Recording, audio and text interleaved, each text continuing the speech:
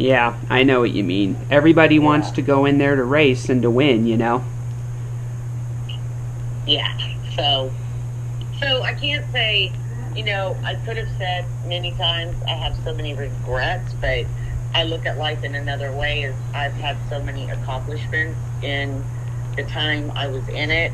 I think Janet Guthrie made a comment, and we were at an event somewhere, and they were asking about females and coming up, and her thought on me was if she just would have lasted longer, she could have changed a lot of things.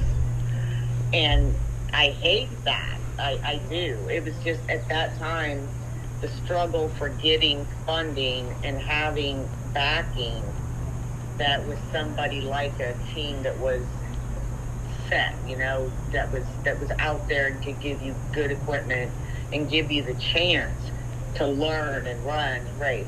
That was a lot harder. I don't want to say harder. It's still hard. I don't care if you're male or female. It's hard to get the opportunity.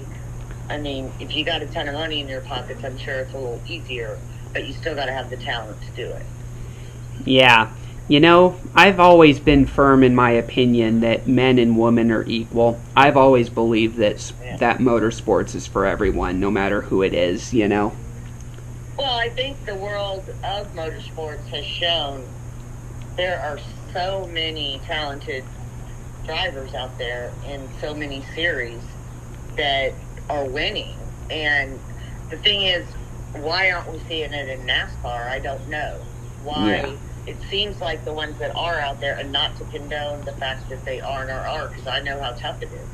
But why isn't there somebody winning in the level of NASCAR? Yeah. I don't know that. Yeah. We are seeing progress, though, because, in 2005, your last year of competition, Danica Patrick had a widely publicized race at Indianapolis and almost won the 500, and would have won if a caution hadn't come out with 10 to go, Right. And Ooh, I know how that feels, and that is the worst, because you have no control of what could have been. But yeah. Danica did win in Indy, and Danica did get a pole. She had some good runs, and I think she did a world of good for NASCAR and for NASCAR fans. And as hard as it was for me, because it was fresh, hadn't been that long since I'd been out of it, so it was hard to not be out there. But I give her kudos for what she did and what she accomplished, and I give her kudos for where she is now and all the things she's accomplished after. Yeah, I agree. She won the pole at the Daytona 500 and finished in the top 10, I think, in that race. And I also really admired her real good sportsmanship after the 2005 500, having come so close to winning, and it went to Dan Weldon. But, she was very gracious about it, and Bobby Rahal made a really good decision to select her, in my opinion. Yeah. He seems to be a pretty cool guy. I mean, the fact that he did give her that chance, gave her good equipment, believed in her, that's, it's hard to get anywhere without somebody that steps up under a risk. Because people in his ear are like, are you crazy? But no, he gave her the chance. Yep, and she almost pulled it off, and Yeah. And it's just great, because then 10 years later, Trans Am had its first woman championship with Amy Ruman, and she won 2 consecutive championships in Trans Am. That's pretty cool. Who's, I'm going to say, probably responsible for a lot of these girls that have come up and excelled is Lynn St. James. That's somebody who has been around, and she wasn't necessarily strong in NASCAR as a driver, but with Ford, she accomplished so much, and she has done so much for women in motorsports. Because from way back, when I was even driving, I went to a couple events that she put on, and still to this day she's doing that. And she's never backed off and never slowed down, and you got to respect her for everything she's put out there to help women in racing. Yeah, definitely. I've heard good things about Lynn. She was a Indianapolis 500 Rookie of the Year, I think, and I think it was the year Yeah. when Unser net. I think he edged. I think it was the year Unser edged Scott Goodyear narrowly, wasn't it? I think so. But back to the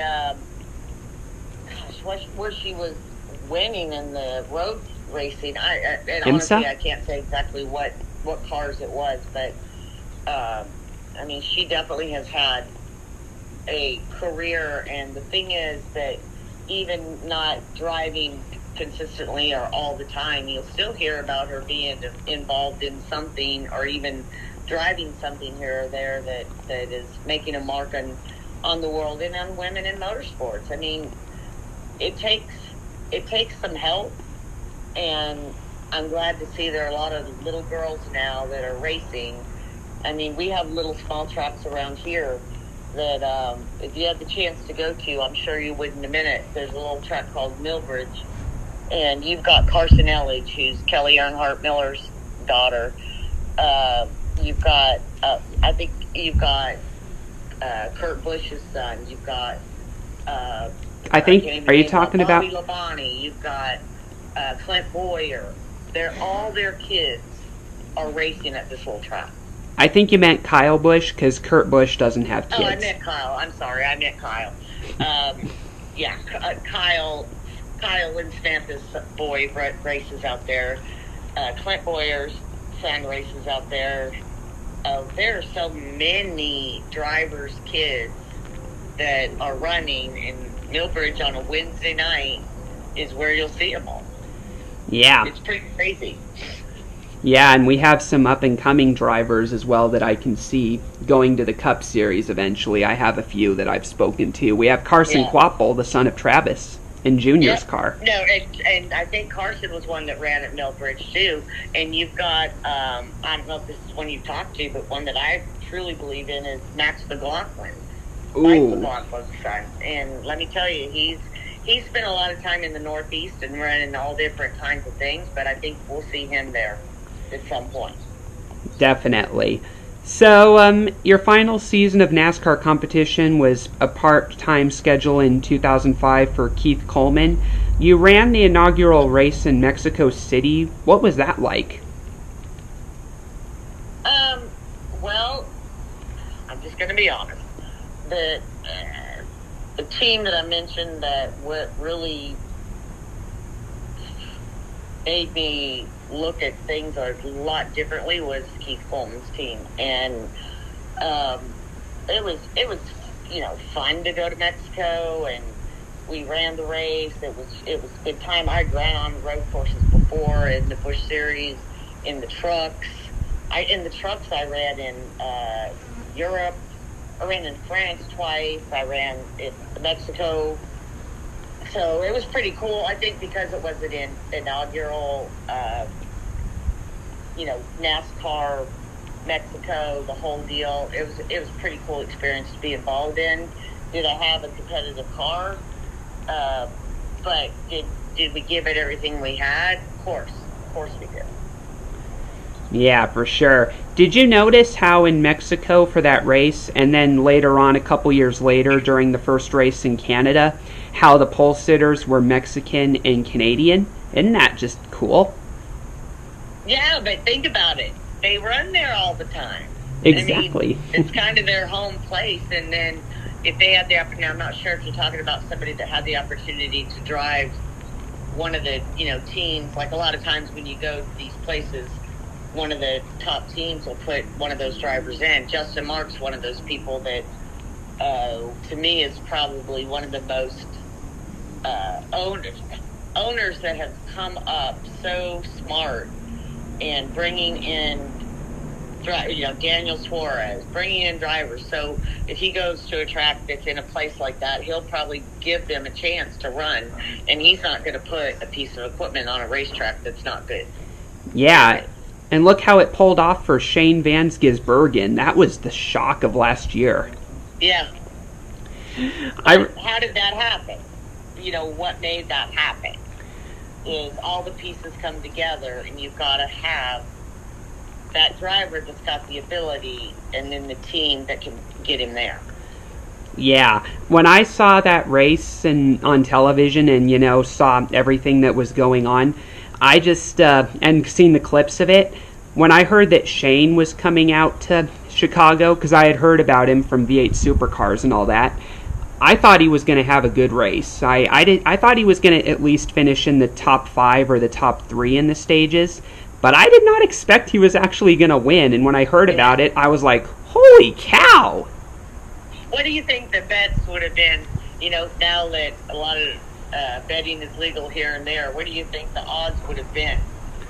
And probably if you bet on him, you would have won a lot of money, but that's cool. I think that's so cool. Yeah, I spoke to... no one's expecting it. Yeah, no one was expecting it. I mean, I thought he could finish in the top 5 or 3, but I was not expecting him to win. And when you look and that's even good. Think about it. If he had, Lord knows he went way beyond that, but even having an outing like that and finishing in the top 5 or 3 is amazing. But look what he did. And that's what, like I said, it takes a team. Yeah, I should mention that I dabbled in go-karts years ago, and I almost came close to winning in my debut. However, I don't really consider it to have been close, and the reason why was because in my first go-kart race, which was, I think, 14 years ago at this point, I was 12, but anyway, I qualified 7th, and during the 50-lap race around a road course, it was just a follow-the-leader deal. There wasn't really much competitiveness. We just all kept following each other for some reason. It was a very uneventful race, and I only successfully passed one go-kart, and then I took the white flag, expecting that I was going to finish like 6th or 5th, whatever position I was in. And all of a sudden, on the final lap, the race winner went on to win, and 2 go-karts collided and caused a stack-up, and I drove past, and another car drove past as well, and then we went around the final corner, and I was informed that I beat the second-place I beat the other guy for second by like a bumper, and I wasn't focused on it, Oh. So how did that feel? That had to feel pretty good. It felt good, but I remember going up to my team owner afterwards and asking, is it like this every week, just following the leader? And I almost thought about not doing it again, but I was persuaded by my team owner to continue doing it. So I went to the next race, and guess what happened? I won the pole and won the race. No way. I'm pretty impressed that you were 12 years old and you had a team owner. Yeah, I was hoping for many years to become a race car driver, and I actually did good in go-karts. Out of the 50 races I ran during my teen years, I won a championship and had one perfect race where I led every single lap from the pole. And I think I won 25 out of 50, as I mentioned, championship perfect race. Yeah, and I ended up retiring pretty much around the time that my teen years were closing up, because I was informed that with the autism spectrum and my symptoms from it, I was told that I needed some time before potentially getting a driver's license if I ever grew out of certain symptoms, Yeah, well, it sounds like you took on some challenges and made some very good accomplishments from those. Yeah. The go-karts I drove were at most 25 miles per hour, and I still keep in touch with my team owner and most of the people involved in this series I competed in. I'll still see clips of them. They've gotten very, very fast. They're now at 45 miles per hour. Yeah. And interestingly enough... Oh, what were you going to say? Oh, no, go ahead.